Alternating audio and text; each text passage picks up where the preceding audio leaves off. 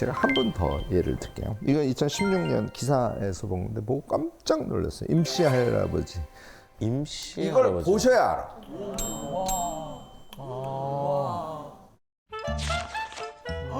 달력에다가 계속 쓴 거야.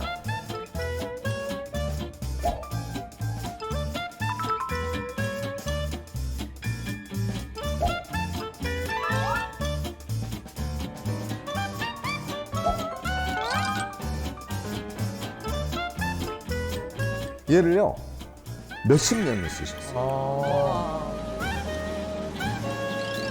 할아버지 일기입니다, 일기예요. 일기. 저처럼 다이어리가 아니라 달력에다 쓰신 거란 말이에요. 그러니까 어떻게 되겠어요? 칸이 좁으니까 네. 어차피 쓸 수 있는 게 많지 않아. 어떻게? 나의 감각이나 나의 감정이나 내가 한 일이나 내가 눈으로 본 경험이나 그 중에서 그날 가장 엑기스가 되는 것만 쓸 수밖에 없었던 거예요.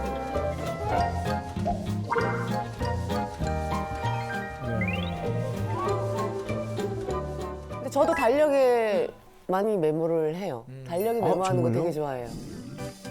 그러면 엑기스만 쓰게 되죠. 그렇죠. 엑기스만 쓰게 되고 이게 되게 유용해요. 약간 좀 남편이랑 네. 왜냐면 제가 외적 워킹맘이다 보니까 일도 하고 뭐 친구들도 만나고 하다 보니까 넌 육아를 안 하고 뭐 하니? 라고 왔을 때 제가 뭘 했는지 다 알려줄 수 있어요. 증거 기록에 네, 의미돼 약간 있는. 그런 것도 있죠. 그러니까 이제 난처일기네요, 난처일기. 알리바이 아니에요? 난처한 상황을 잘.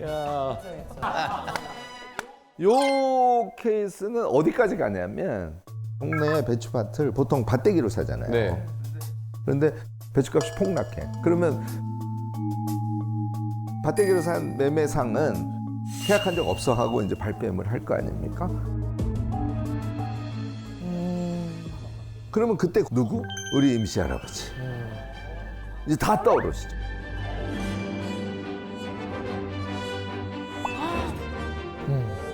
그래서 판사에게 사실을 이야기하고 이 달력을 증거로 제출해서 승소를 했다는 얘기 아닙니까? 오! 앞으로 달력에 쓰세요, 달력에. 그러니까 매일 일상 기록을 이분은 쓰신 거 아니에요, 임씨 할아버지는. 최상위 4%에 있는 사람을 제외하고는 평생 이렇게 사시는 분 있을까요? 없죠. 그러니까 기억이 선명하게 엄청 남아있는 분, 생각력이 최고조에 도달한 사람, 우리가 원하는 인간이면. 그래서 사실 빼곡한 기록은 우리의 생각력을 높아주고, 생각력이 높은 상태에서는 사물의 본질을 이해할 수 있게 합니다. 어떤 사건이 났을 때 무엇이 잘못이고 무엇이 긍정적인 것인지 판단할 수 있게 만들어줘. 그래서 우리가 일상 기록을 해야 되는 이유를 우리 임씨 할아버지도 잘 우리에게 보여준 것이다. 이렇게 여러분들이 생각하셔도 틀리지 않을 것 같습니다. 자, 이제 우리가 생각력이 높아지고 깜빡깜빡이 없어졌어요. 그 다음에 해야 될 게 뭘까요? 공부. 그러니까 우리가 이제 공부가 환에 맺혔으니까. 내가 공부를 너무너무나 잘하는 사람이야. 이렇게 생각하시는 분 있을까요? 없죠. 그러니까 도대체 이놈의 한국 사회는 우리가 평생 죽을 때까지 나는 공부를 엄청 잘하지는 못하는 사람이야. 혹은 나는 공부는 평생 지지리도 못하는 사람이야. 이렇게 생각하고 죽게 만든다니까? 맞아요. 이거를 왜 안 뛰어넘고 사냐고. 주관적, 자기 생각은 나는 공부 못하는 사람. 근데 제가 프로젝트를 이제 큰 거를 했는데 한국 기원의 서고도 정리하고 한국 기원의 역사도 써주고, 네, 앞으로 이제 기록 관리를 잘 할 수 있는 그런 거 총체 프로젝트를 했는데, 그래서 이제 우리 대학원생 2명이 그 서고를 정리하는 일을 했어요. 제가 2주 후에 이제 가봤지. 네. 근데 그 중에 한 친구는 일을 너무 잘해요. 그래서 그 주인공한테 물어봤죠. 너는 일 잘한다는 소리는 많이 들었겠네? 그랬더니 네, 좀 들은 편이에요. 그래서 너는 공부는 잘하니? 아니요, 공부는 되게 못해요. 이렇게. 그래서 제가 딱 한마디 했어요. 너가 지금 여기에 여러 종류의 객체들이 있는데 얘를 어쨌든 이렇게 비슷한 종류끼리 이렇게 묶고 목록 만들고 레이블, 라벨 출력해가지고 붙이고, 그래서 서가 이렇게 꼽는 일을 했거든요.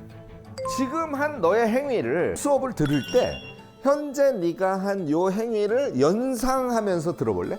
아, 무지하게 공부 잘하는 친구가 돼서 훌륭한 아주 유능한 기록 연구사로 아키비스트로 재직을 하고 있어요. 딱 한마디로 얘기하면 이거는 자각과 기록의 힘이에요. 평생 우리가 공부를 해야 돼요. 그래야 우리가 지속적으로 성장할 수 있습니다. 우리가 평생을 공부하면서 삶을 살아갈 때 가장 중요한 수단은 사실은 책입니다. 요즘에는 인터넷도 좋고 온라인 강의 이런 것도 되게 좋습니다. 다 책과 같은 존재들이에요.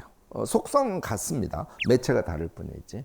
그래서 책을 잘 읽는 우리의 습관을 몸에 붙이는 것이 이제 엄청 중요합니다. 그러면 자기 나름대로 특성 같은 게 있어요? 책을 읽을 때 나는 이런 특징이 있다?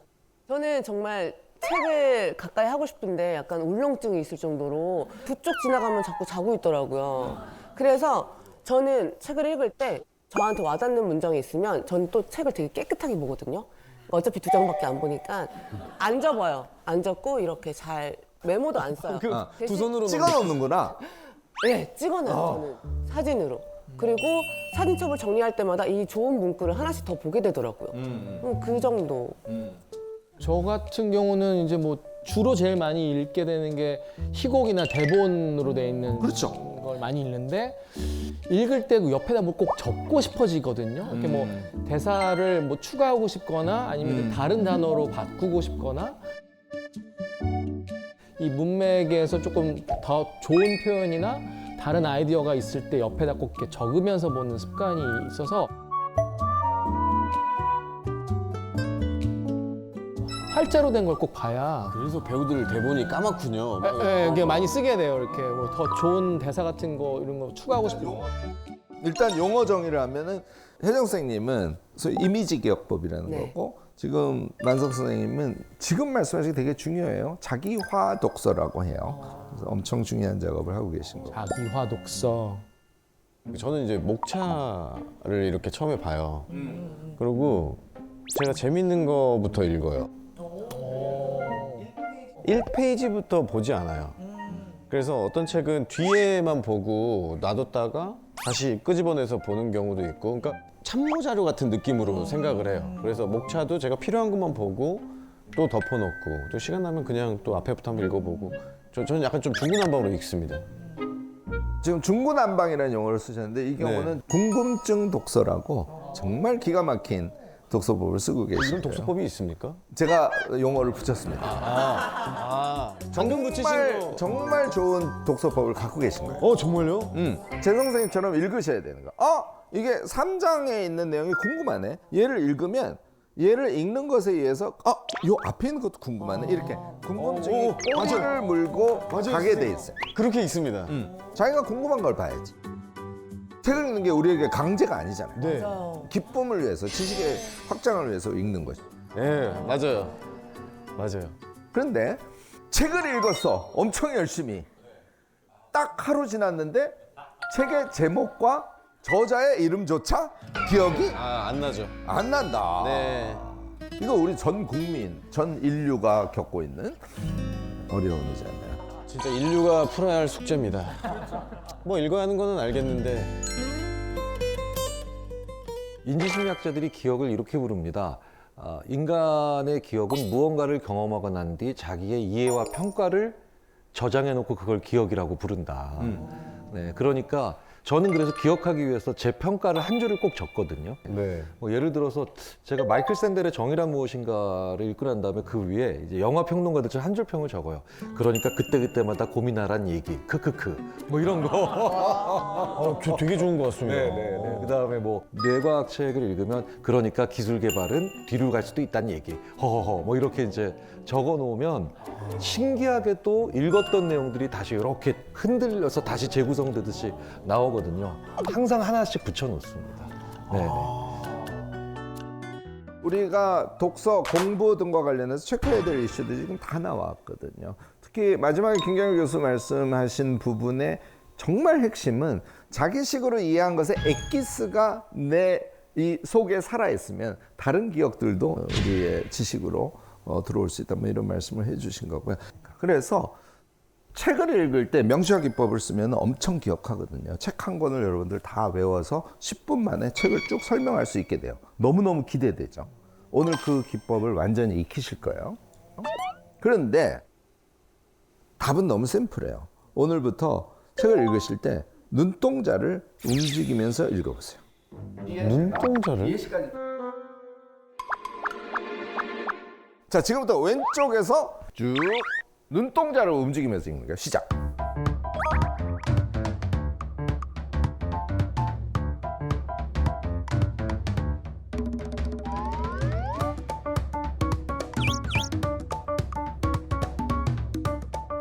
오케이, 여기까지입니다.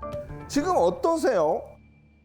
눈동자를 움직이면서 그동안 책을 읽으셨을까요?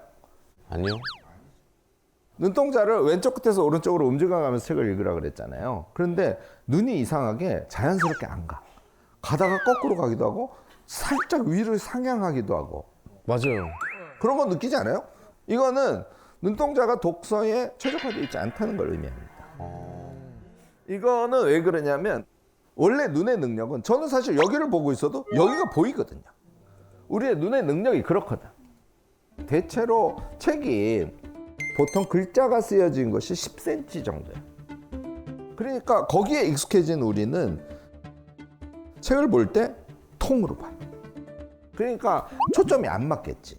다시 어느 부분을 집중했다가 또 통으로 봤다가 이렇게 신경이 분산되고 눈동자 자체에 규칙성이 없는 거예요. 그래서 제가 1.5초 정도 속도로 한 행을 읽거든요. 눈동자는 동쪽으로 쭉 같은 속도로 1.5초로 쭉 움직이는데 단어를 스캐닝하듯이 쭉 지나가는 거예요. 매일 아침 10분씩 제가 하라 그러거든. 1.5초씩 읽으면 10쪽 이상을 보통 읽습니다. 처음에는 제가 타이머 맞추고 하라 그래요. 2쪽 읽었는데 예를 들어서 2분 20초야. 꽝!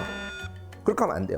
1.5초 속도로 가야 되기 때문에 보통 2, 3행 되니까 10분을 매일 연습하면 10쪽 이상을 하실 수 있게 되니까 그거를 하셔야 되는 거예요. 한 2쪽 읽고 됐어 이거 아니에요. 10분.